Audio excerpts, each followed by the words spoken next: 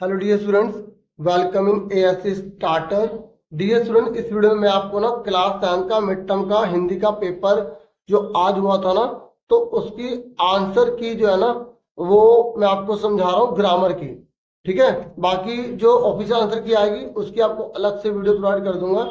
अभी केवल मैं आपको यहाँ पर जो ग्रामर है वो समझा रहा हूँ ताकि इवनिंग वाले बच्चे इसको समझ पाए।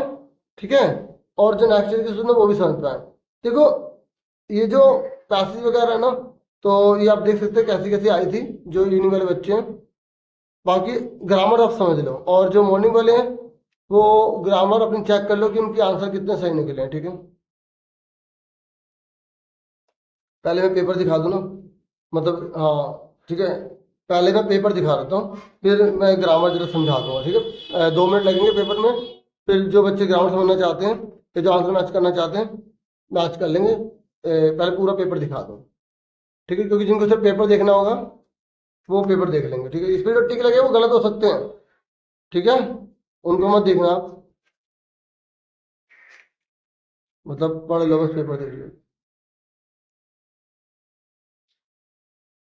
और जो बच्चे मॉर्निंग वाले जो पेपर देकर आए उनको पेपर कैसा लगा कमेंट करके बताना चाहिए, बता सकते हो।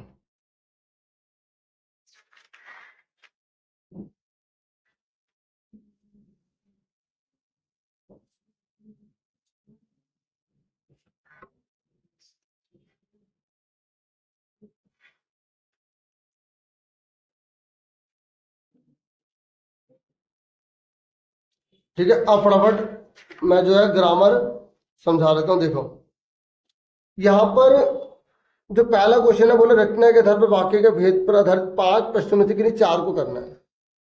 ठीक है, ध्यान से देखने पर पाया कि चश्मा दूसरा है। आपको बताना रचना के अनुसार वाक्य का भेद बताना। देखो यहाँ पे की लिखा आ गया, और जब की लिखा आ जाता है तो ये होता है मिश्रित वाक्य। और मिश्रित में कौन सा है? संज्ञा वाक्य।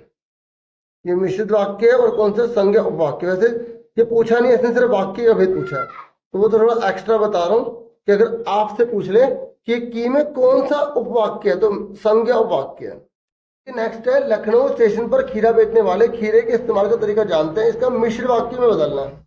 तो आप बोलोगे जो लखनऊ स्टेशन पर खीरा बेचने वाले हैं वे खीरे के इस्तेमाल का तरीका जानते हैं, तो आपको इसे मिश्रित वाक्य में बदलना है। फिर ये नेक्स्ट है, बाल गोविंद भगत मझोले कद के गोरे चिट्टे आदमी थे, रचना के अनुसार वाक्य भेद बताइए। तो कोई एक ही लाइन में सारी बात बोली गई है, तो ये कौन सा सरल वाक्य है। फिर नेक्स्ट है, मणि के पूछने पर जितेन हंस पड़ा, तो संयुक्त वाक्य बनाना है, तो संयुक्त वाक्य में रूपांतरित करना है। ठीक है, मणि ने पूछा और जितेन हंस पड़ा। ठीक है, इस तरीके से और तथा या लगाना होता है संयुक्त वाक्य में। फिर जो साहसी होते हैं वे विजयी होते हैं, तो ये कह रहे इस वाक्य में निहित उपवाक्य की पहचान करो। देखो आ गया ना उपवाक्य, तो जहां पर जो लग जाता है वो होता है विशेषण उपवाक्य, मिश्रित वाक्य का पार्ट होता है। ठीक है, विशेषण उपवाक्य। क्लियर हो गया। फिर नेक्स्ट है हमारा, ये कह रहा है वाच्य पर आधारित 5 प्रश्नों में से किन्हीं 4 को करना है। हालदर साहब से पान खाया गया, तो ये कौन सा है? इसने बोल ये है कर्मवाच्य, इसने बोला कर्तृवाच्य में बदलिए, तो आप बोलोगे हालदर साहब ने पान खाया। ठीक है, क्योंकि कर्तृवाच्य में सिंपल बताते हैं, तो हालदर साहब ने पान खाया ये हो गया कर्तृवाच्य क्योंकि इसने बोला था। ठीक है, फिर है हम कटाव के करीब आ रहे थे, तो वाक्य में वाच्य कौन सा है?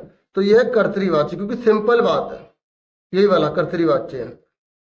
फिर कह रहा भगत ने रोपनी का गीत गाया, कर्म वाच्य में बदलिए, तो आप बोलोगे भगत द्वारा रोपनी का गीत गाया गया, जब फसल बोई जा रही थी ना उसका गीत गाया।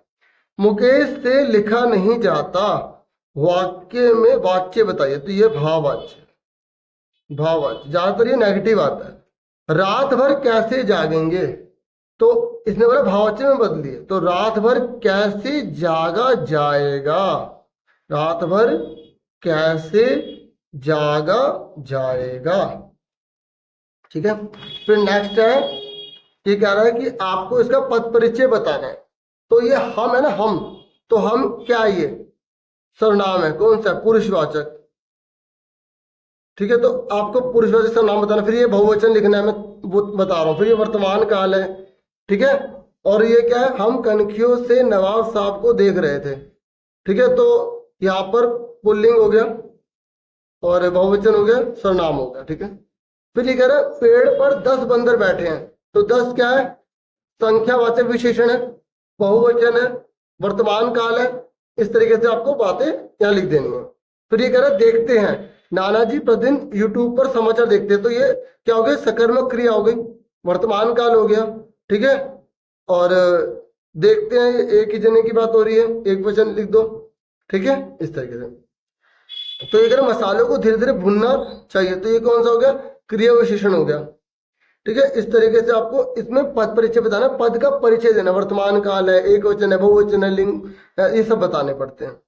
फिर ठीक है, सुबह हमें यूमथांग के लिए निकलना पड़ता है, ये व्यक्तिवाचक संज्ञा हो गई। ठीक है, क्योंकि यूमथांग एक जगह का नाम है ना। तो इस तरीके से आपको बताना है, आपको बताना ये एक वचन होता है।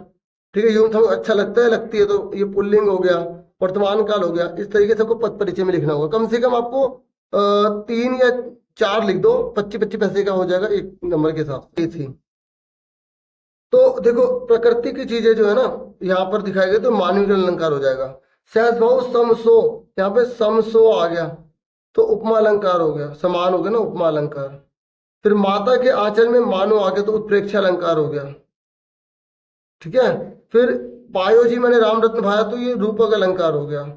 और नवाब साहब का खीरे को सूंघकर ही पेट भर गया, तो ये अतिशयोक्ति अलंकार हो गया, जरा बड़ा चढ़ा के बोल दिया गया। ठीक है, इस तरीके से ये आंसर थे। बाकी जो इसके आंसर है आपको उसको वेट करना पड़ेगा, इसके लिए अलग से मैं वीडियो प्रोवाइड कर दूंगा जब ऑफिशियल आंसर की आएगी।